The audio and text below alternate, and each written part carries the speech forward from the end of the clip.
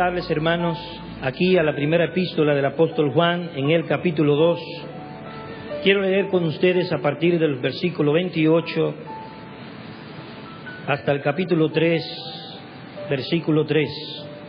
Nos dice allí la Escritura: y ahora, hijitos, permaneced en Él, para que cuando se manifieste tengamos confianza, para que en su venida no nos alejemos de Él avergonzados. Si sabéis que Él es justo, sabed también que todo el que hace justicia es nacido de Él. Mirad cuán amor nos ha dado el Padre, para que seamos llamados hijos de Dios. Por esto el mundo no nos conoce, porque no le conoció a Él. Amados, ahora somos hijos de Dios, y aún no se ha manifestado lo que hemos de ser. Pero sabemos que cuando Él se manifieste, seremos semejantes a Él, porque le veremos tal como Él es. Y todo aquel que tiene esta esperanza en Él se purifica a sí mismo, así como Él es puro. Padre, te damos gracias en esta mañana. Oramos, Señor, que tú puedas traer tu palabra a nuestros corazones. Que tu palabra en verdad haga aquello para lo cual tú la envías en esta hora, Señor.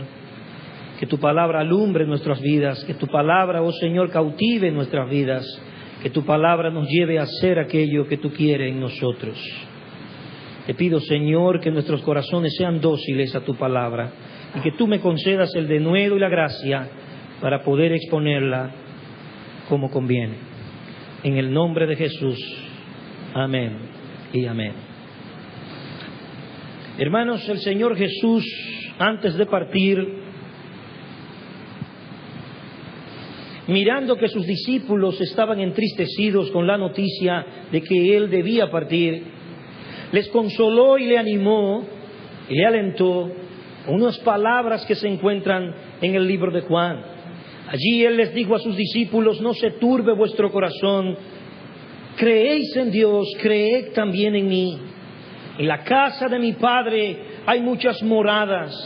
Si así no fuere, yo os lo hubiera dicho. Voy pues a preparar lugar para vosotros.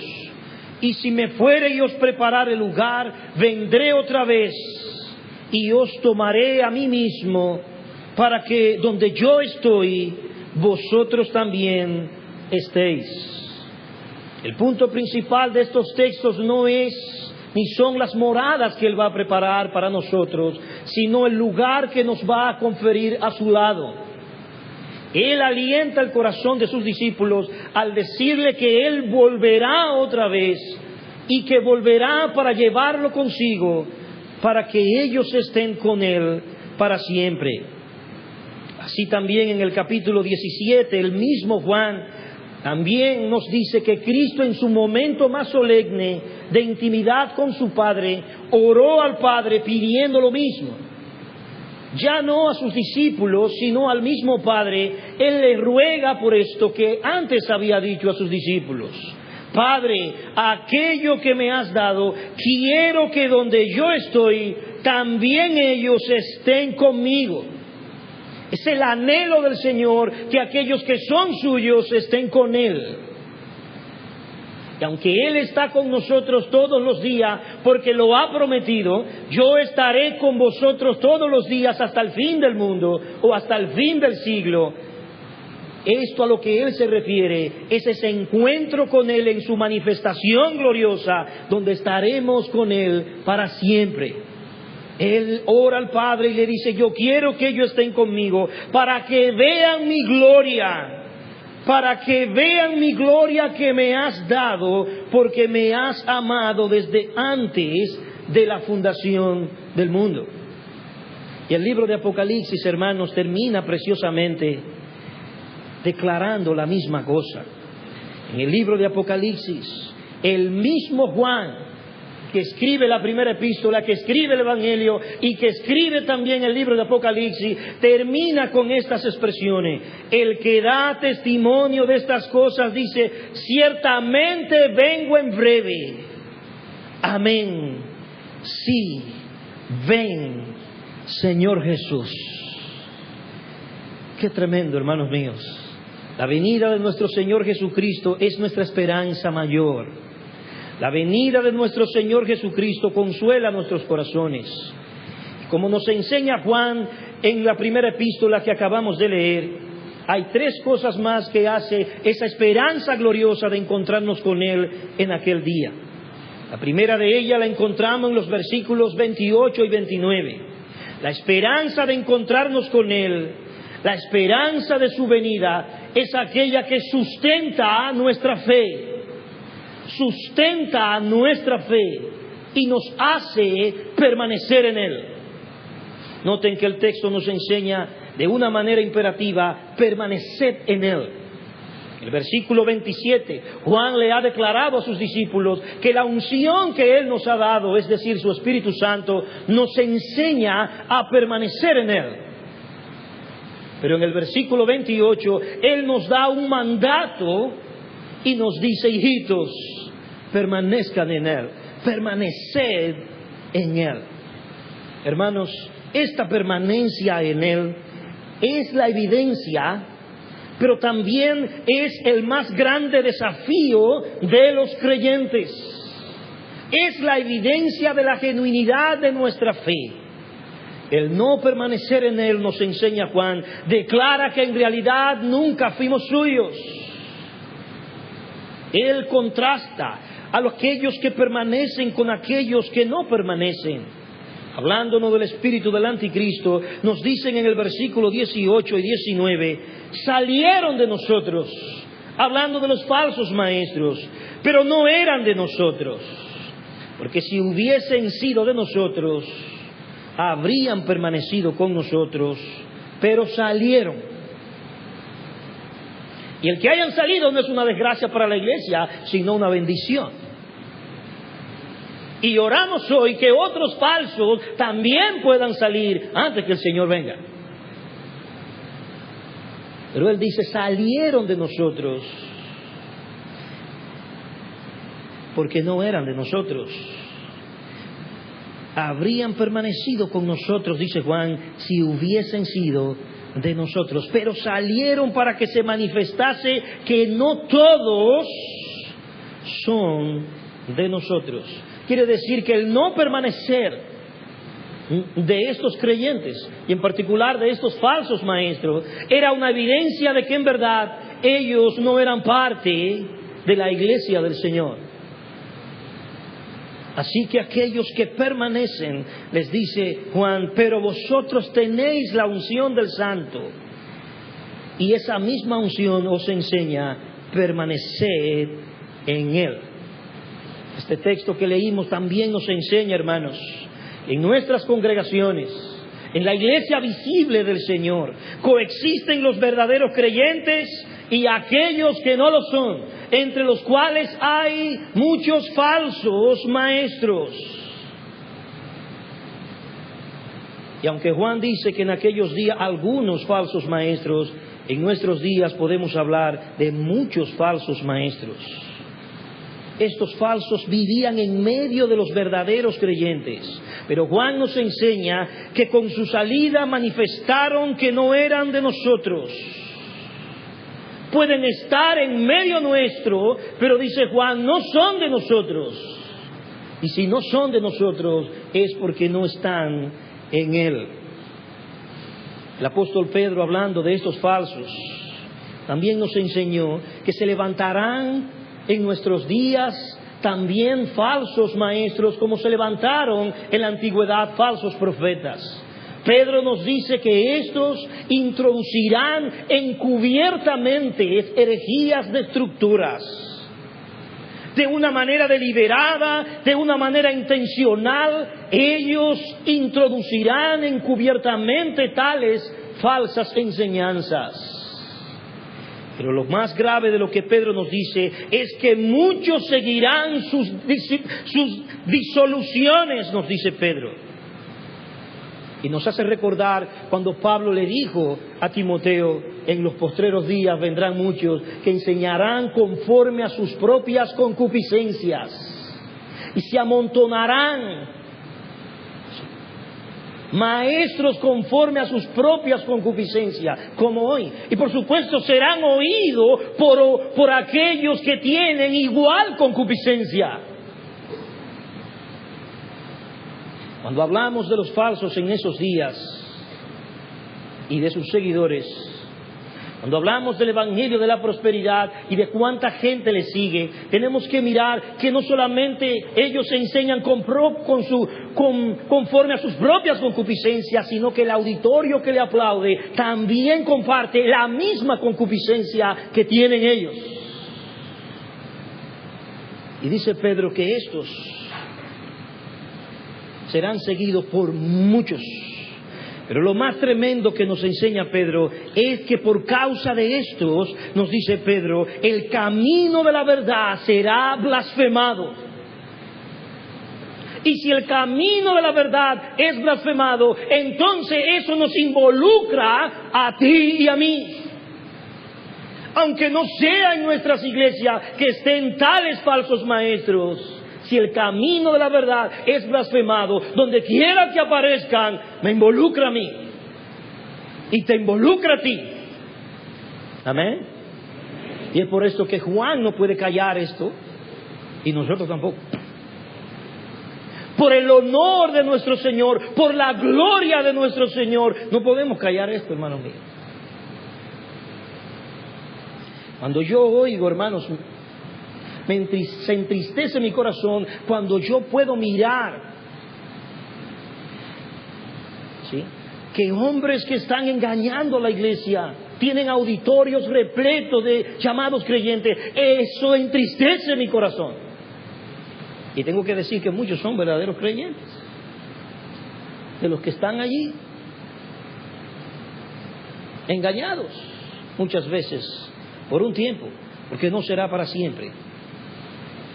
Pedro también nos dice que lo hacen movidos por la avaricia. Por la avaricia, nos dice Pedro, harán mercadería de vosotros, dice Pedro. Tremendo. Que los falsos puedan usarnos para hacer mercadería con nosotros. ¿Sí? No tenemos que ir muy lejos para tener ejemplos, claro, ¿verdad? Quiere decir que se servirán de la iglesia del Señor para sus propios fines. Pero Pedro nos dice que el Señor los juzgará. Él nos dice, Él los juzgará severamente, porque sobre los tales ya de largo tiempo la condenación no se tarda. Pero tristemente tenemos que convivir hasta el día de la siega con los que son y con los que no son. Jesús nos enseñó que el trigo y la cizaña crecerían juntos hasta el tiempo de la siega. No tan solo en el mundo, sino en medio de las congregaciones. Dejad crecer, dijo el Señor, lo uno y lo otro hasta la siega. Y al tiempo de la siega se acabará aquello.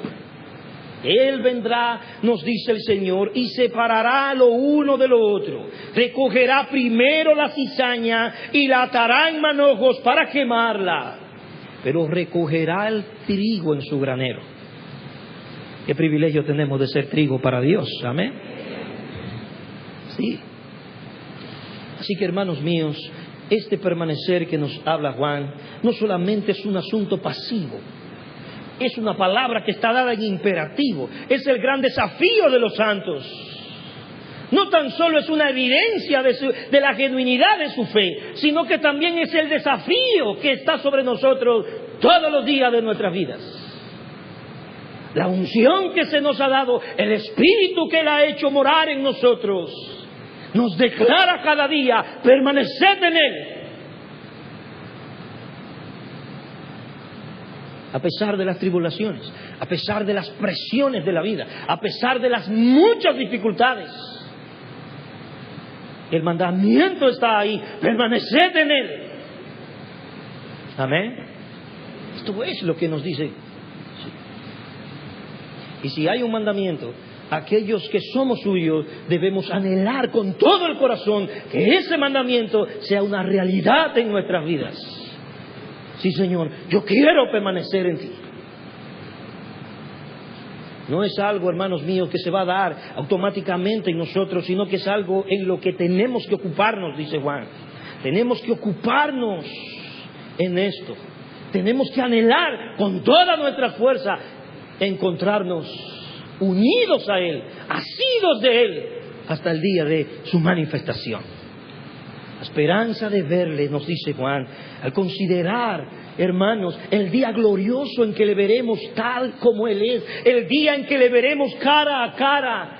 Con estas palabras consoló a sus discípulos. Al considerar ese día, eso nos mueve el corazón a permanecer asidos a Él, para encontrarnos con Él en aquel día.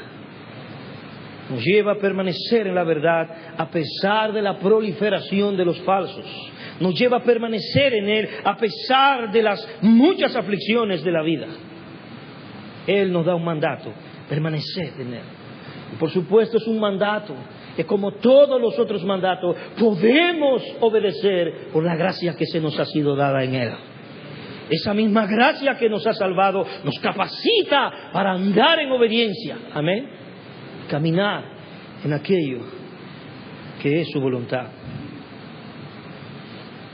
Nos hace recordar las palabras de Pablo a los filipenses: ocúpense en vuestra salvación y háganlo con temor y temblor, sabiendo, ¿qué cosa? Que Dios es el que en vosotros produce tanto el querer como el hacer por su buena voluntad.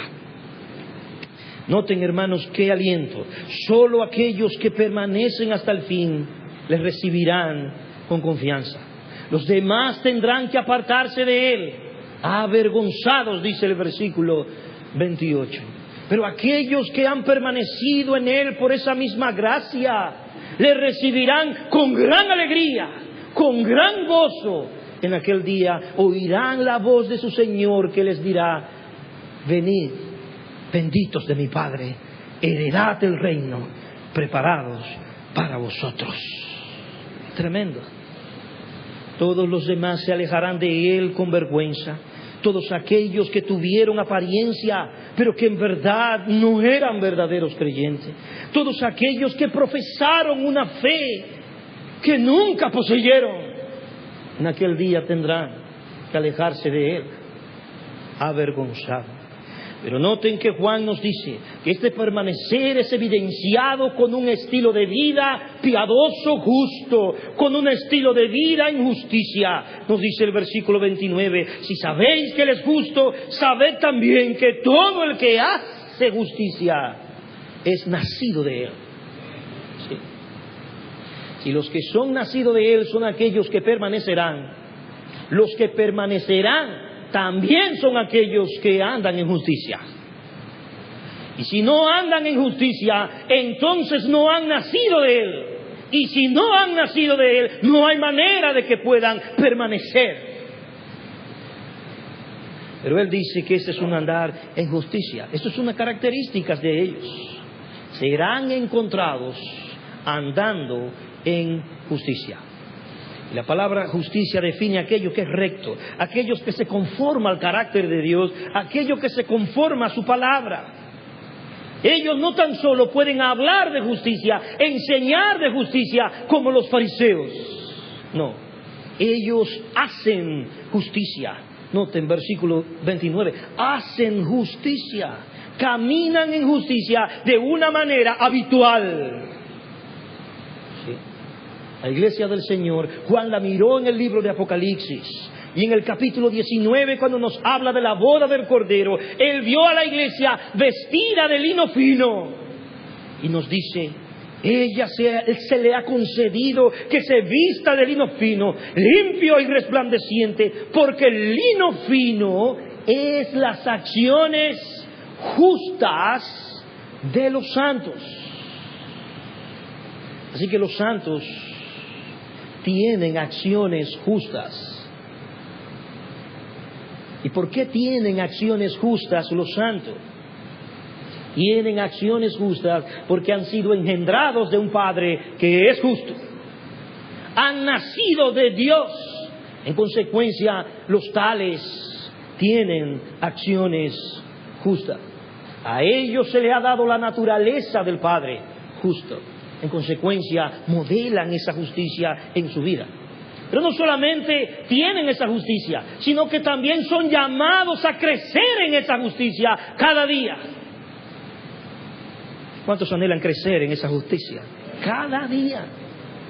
Son llamados a andar, a ejercitarse, a anhelar ver esa justicia manifestada en sus vidas cada día. Ellos son justos, han sido justificados, pero también se le ha dado la naturaleza justa de Dios. Jesús les dijo a los fariseos: no todo el que me dice Señor, Señor entrará. Muchos me dirán en aquel día. Esto no es una suposición del Señor, esto es una palabra profética. Él dice que en aquel día muchos me dirán. Es decir, que esto que Él dice se hará, así será. Él está declarando que en aquel día vendrán algunos que dirán: Señor, ¿no echamos demonio en tu nombre? ¿No hicimos muchos milagros en tu nombre? ¿Sí? ¿No profetizamos en tu nombre? Interesante. Las tres cosas que ellos exponen terminan diciendo: en tu nombre. Sí. Todo eso lo hicieron en su nombre, pero el nombre del Señor no estaba en ellos. ¿Y qué dice el Señor? A los tales Él le dirá: apartaos de mí, nunca os conocí. Pero le añadirá: hacedores ¿de qué? De maldad. Qué tremendo, hermanos míos. Es ahí. El fariseísmo se esforzaba en modelar una justicia externa, la cual no poseían internamente. Por eso tenían una gran brecha en su vida. No vivían lo que predicaban. Jesús dijo de ellos que ellos colaban el mosquito y se tragaban el camello. Así que cosa más tremenda. Miren qué abismo entre un mosquito y un camello. Ese abismo en su integridad había en ellos. Pero estos, dice, son nacidos de Dios. Ellos hacen justicia, practican habitualmente la justicia porque son nacidos de Dios. La simiente que le ha engendrado es una simiente santa, es una simiente justa. En consecuencia, ellos son hacedores de justicia. Isaías los presenta el profeta y habla de ellos y dice: y serán llamados árboles de justicia, plantío de Jehová para gloria suya. El fruto que se manifiesta en ellos es justicia. Mire lo que nos dice el versículo 7 rápidamente. Nos dice allí: hijitos, nadie os engañe, el que hace justicia es justo como Él es justo. El versículo 10 nos dice: en esto se manifiestan los hijos de Dios y los hijos del diablo. Solo dos familias: los hijos de Dios y los hijos del diablo. Y ambas tienen una característica, dice Juan, que lo hace manifestar: la paternidad a la que pertenecen. ¿Y cuál es esa característica? Dice: todo aquel que no hace justicia no es de Dios. Y si no es de Dios, es del diablo. Tremendo. Qué tremendo es esto, ¿verdad? Pero si hace justicia y anda en justicia, evidencia que ha nacido de Dios, ha sido engendrado por un Dios que es justo. Esta esperanza, hermanos míos, de ver al Señor nos anima a permanecer en Él, a andar en justicia, a practicar la justicia, a modelar la característica de aquel que nos ha engendrado. Pero en segundo lugar, el capítulo 3 nos dice que esta esperanza que tenemos de mirarle se fortalece y crece al considerar su gran amor. Oh, hermano, mirad cuál amor nos ha dado el Padre. Mirad cuál amor nos ha dado el Padre, hermanos. en la medida que podemos contemplar la magnitud, la profundidad, lo maravilloso, lo inefable del amor que se nos ha dado, en esa misma medida se enciende en nuestras almas el anhelo de encontrarnos con aquel que nos amó. En esa misma medida somos empujados a anhelar y a decir como la iglesia: sí, ven pronto, Señor Jesús.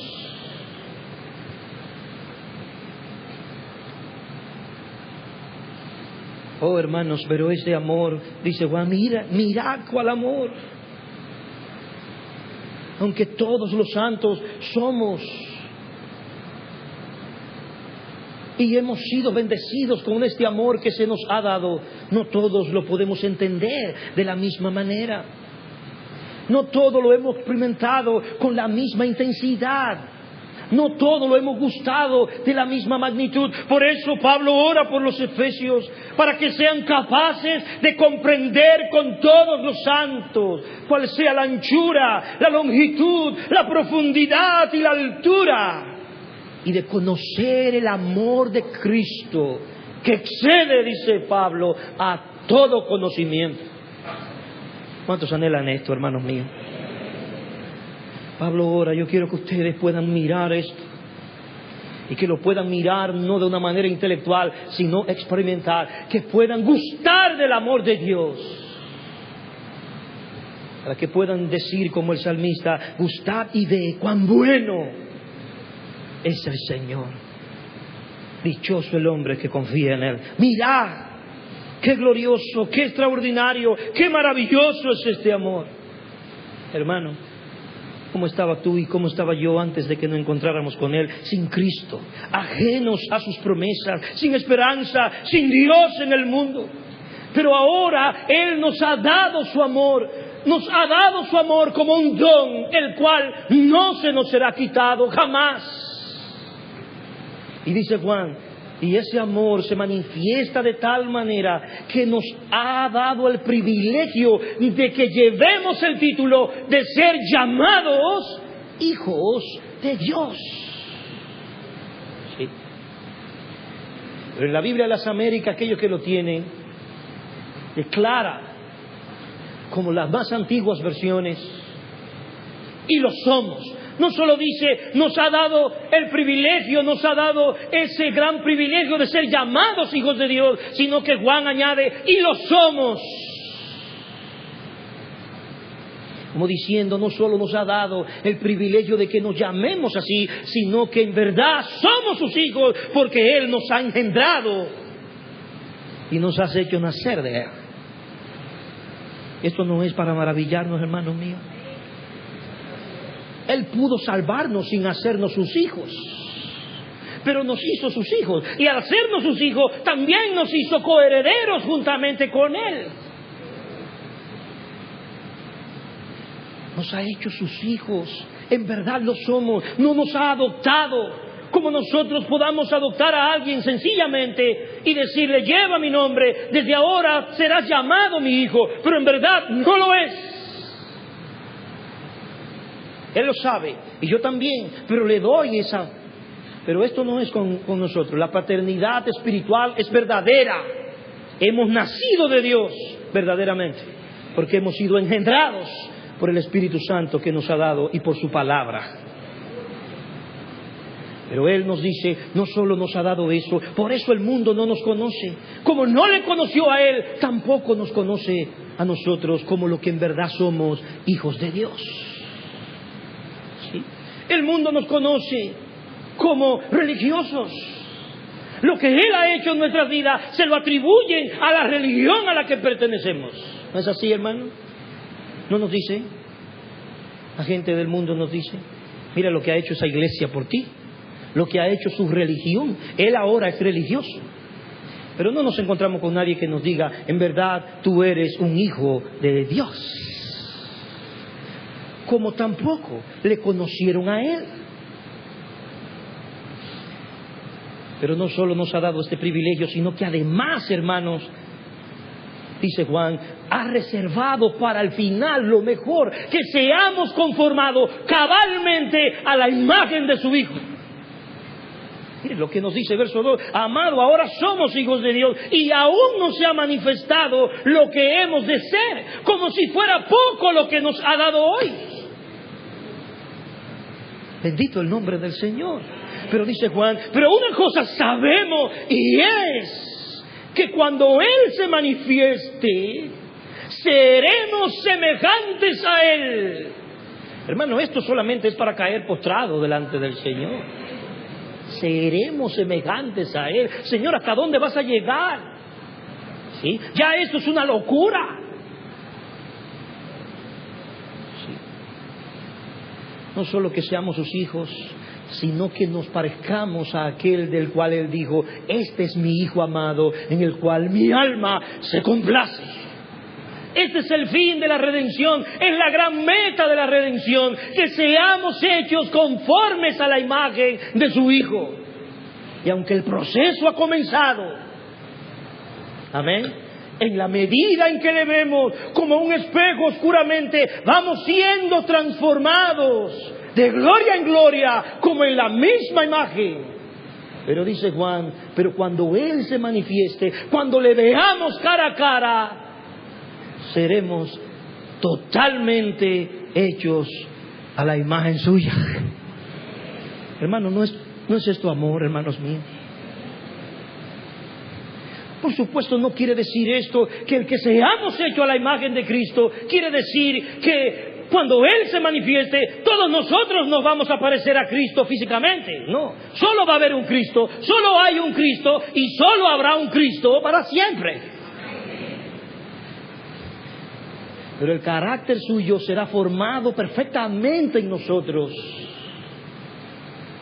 Pero la integridad del Señor será formada perfectamente en nuestras vidas. Y se nos dará la capacidad que hoy no tenemos de no pecar. Bendito el nombre del Señor. Hermano, ¿no nos hace esto anhelar ese día? Dice Juan, cuando Él se manifieste será esto. Pero noten, hermano, si tenemos esta esperanza, si anhelamos esto, el conformarnos a esta imagen, así dice Pablo, como hemos llevado la imagen del terrenal, llevaremos la imagen del celestial. El terrenal es Adán y el celestial es el Señor. Y cuando Él se manifieste, llevaremos su imagen. Pablo nos enseña que Él transformará este cuerpo de la humillación nuestra y lo hará conforme al cuerpo de la gloria suya. Y dice Pablo, y hará esto por el poder por el cual sustenta todas las cosas. Sí, hermano, Él hará esto con nosotros, contigo y conmigo. Y nos dice Juan y nos lleva al punto final. Y si esto es así, hermanos míos, si esto es lo que nos espera, si hemos de encontrarnos con Él, que es santo, si hemos de verle cara a cara, si anhelamos ese día, el cual fue orado y pedido por Cristo para mirar su gloria, entonces también nos dice Juan, noten conmigo en el versículo 3, y todo aquel que tiene esta esperanza, ¿cuánto tienen esa esperanza? Si tenemos esperanza y confesamos tener esa esperanza, entonces mira lo que nos dice allí. Si tenemos esa esperanza y la tenemos como hijos del Señor, si anhelamos verle, no solo la esperanza de encontrarnos con Él, sino la esperanza de ser conformados a la imagen suya. Si tenemos esa esperanza, dice Juan, todo aquel que tiene esta esperanza, no alguno, todo el que tiene esta esperanza, ¿qué dice Juan? En Él se purifica a sí mismo, así como Él es puro. Y esto nos lleva al punto final. Esta esperanza no solamente sostiene nuestra fe, esta esperanza no solo se acrecienta al mirar y contemplar su infinito amor, sino que esta esperanza nos desafía a cultivar una vida pura. Todo el que tiene esta esperanza, dice Juan, es llevado a anhelar la pureza de aquel con el que nos hemos de encontrar. Si hay esa esperanza verdaderamente en nuestros corazones, dice Juan, también tiene que encenderse en nuestra vida el anhelo de ser purificado como Él es puro. No como Él se purifica porque Él es puro y no tiene nada de qué purificarse, sino como Él es puro. Así todo el que tiene esta esperanza debe anhelar ser purificado. Pero noten, hermanos míos, que aquí tiene que funcionar por la gracia. Esto es algo intencional. Por eso dice, se purifica a sí mismo. Por la gracia que nos ha sido dada, participamos de aquello que Él quiere hacer y está haciendo con nosotros. Se purifica a sí mismo, así como Él es puro. ¿Sí? La meta es ser como Él. Entonces el estándar es Él. Oh, no, hermanos. No nos dice que el que tiene esta esperanza se purifica a sí mismo, así como el pastor es, así como los líderes son, así como aquel o aquel, sino así como Él es puro. La meta está arriba. Amén. Siempre está arriba. Y el anhelo debe ser como Él. Aunque sabemos que el único que hará esto será Él mismo en nosotros, en su manifestación. Pero hoy la esperanza de verle enciende el fuego de la pureza en nosotros. Hermanos, esto es lo que nos enseña la Escritura. Y esto es lo que debemos anhelar. Ser puro como Él es puro, para que en aquel día nos podamos encontrar con Él. En el libro de Romanos capítulo 13, note lo que nos enseña la Escritura allí. Pablo hablándole a los creyentes, en el versículo 11, les dice: señores, el tiempo es corto. Verso 11, y esto le dice Pablo, conociendo el tiempo, que es ya hora, ¿de qué dice Pablo? De levantarnos del sueño, porque ahora está más cerca de nosotros nuestra salvación que cuando creímos. Amén. La noche está avanzada y se acerca el día. Desechemos pues, esto es purificación. Esto es algo que me involucra. Desechemos pues deliberadamente, desechemos pues intencionalmente, desechemos las obras de las tinieblas y vistámonos las armas de la luz. Andemos como de día, honestamente, no en glotonerías, borracheras, no en lujurias, lascivia, no en contiendas y envidia, sino, y volvemos al mismo punto, sino que vestíos del Señor Jesucristo. Esto es conformarse a su imagen cada día, y no proveáis para los deseos de la carne. La esperanza de verle debe producir en nosotros un anhelo de esa purificación, un anhelo de esa santidad. ¿Cómo termina Apocalipsis, hermanos míos?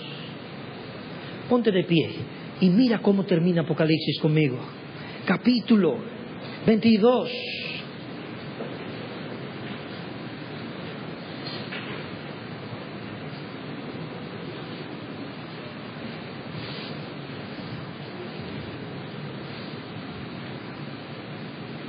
Versículo 10 en adelante nos dice allí: y me dijo, no selles las palabras de la profecía de este libro, porque el tiempo está cerca.